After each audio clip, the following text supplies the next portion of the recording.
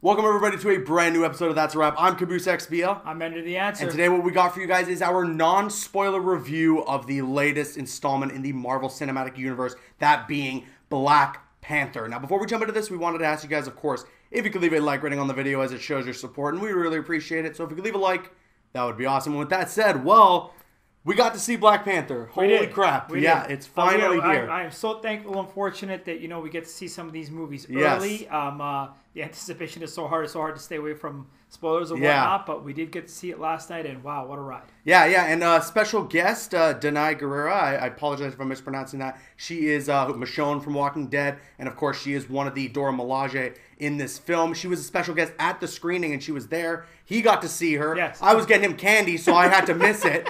Unfortunately. Yeah. But she was there at the screening, and that was really awesome. And she was awesome. I mean, she spoke very passionately. She spoke about Ryan Coogler, about the stunts, about the action, how intense it is. You have no idea sometimes what these actors and actresses do for these movies. Absolutely. They simply just they're saying a few lines. So she had a few jokes. She was very entertaining, very nice to see her. Yeah, no, that was great. So with that said, let's jump in. Let's talk about Black Panther. We're going to go in. We're going to talk about our positives, some of our negatives, and obviously give our score out of 10. So let me kick this off with some of my positives because I got to say, this is up there with one of the best movies in the Marvel Cinematic Universe. Ever since we saw this character in Civil War, I have been dying to see what the full potential of Black Panther could be in his own standalone movie. And with the cast and a director like Ryan Coogler, they did not disappoint at all with this movie. It was incredible. The action was fantastic. The performances were great. And I think what I like the most about Black Panther is, for the first time in a while, because I think honestly, outside of films like Iron Man 1, Captain America Winter Soldier, and maybe the third act of Civil War, we haven't really gotten like a full-on mature Marvel movie like this. And this was, for the first time, there were jokes and there was comedy, but it was mature. It was a very serious movie, and they carried with that, and I am so appreciative of that because we haven't gotten in a while. Yes, always with that comedy thing. Very tiny, small little tidbits of comedy that were very nice, very nicely done, but for the most part, yes, it was a very mature movie. And for myself, I mean, culturally, just a majestic movie. It's a beautiful movie. They spent a lot of money on the design, the costume design. You can see a lot of colors. I want to take one moment to talk about Ryan Coogler. This guy can't 3 for miss. 3, man. This guy can't miss. When you really think about it, I think I looked up something. I believe he's 31 or 30. 31 years old. This young in Hollywood at the biggest stage making these kind of movies, to have that kind of vision, to have that kind of premise, to make this movie is incredible. Yeah. I mean, Jesus Christ, he's only a few years older than you. And this guy's making big, massive. But he's untouchable. He's going to be so coveted by Hollywood, this gentleman. Yeah, with Fruitvale Station, Creed, and then now this. Ryan Coogler is absolutely killing it, and I can't wait to see what he's got next. He nailed it with Black Panther. The direction of this movie is fan-freaking-tastic. Now, other than me, I mean, I think you loved it a lot more than me, and we'll get into that. But I wanted to say the best part of this for me was not the expected by everybody, the ladies. Yeah. I mean, I want to mispronounce her name either. Danai Gurira, Lupita Nyong'o, and Letitia Wright. Letitia Wright were absolutely incredible. They were a great supporting cast. I love the women power. Yeah. I mean, especially Okoye,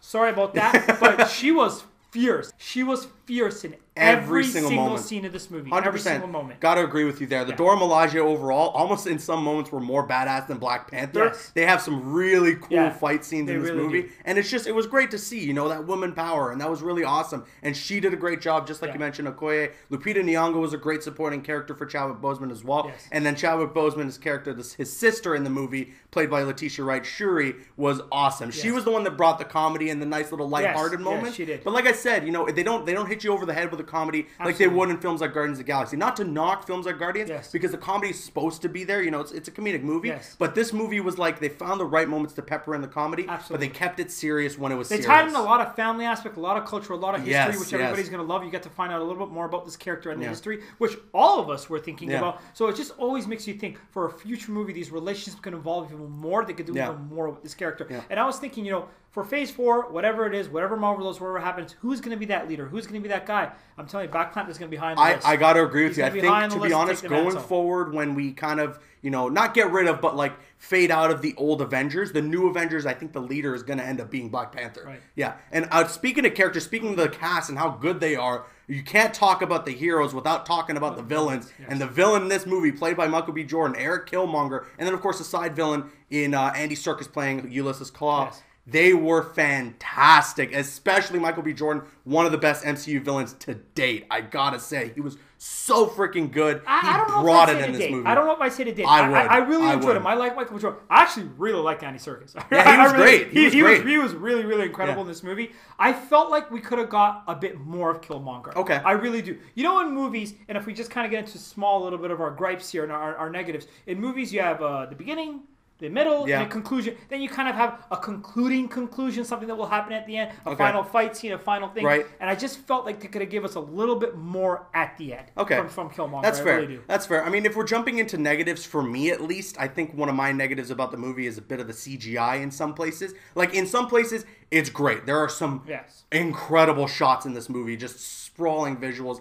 It's amazing. It's like eye candy, I swear. Yeah. But there are also some shots where you're like, the green screen is not all there, or, you know, it looks a little rubbery, it looks a little CGI, and that's probably my biggest gripe, and to be honest, it's a nitpick if anything, but if we are going to talk about some negatives, that was my biggest problem with the movie, is the third act especially, there's a whole lot of CGI in there, and there are some moments where, even though, like, I don't mind CGI, it was, like, really noticeable. Not like Henry Cavill mustache noticeable, but noticeable nevertheless. Yeah, you know? No, you're very right. It was there. I did notice it as well. I mean, you know, you want a movie to be sharp from beginning to end, no doubt about it, but there was a little bit of It's hard to do. And there was a few moments where it did slow down a little bit for me.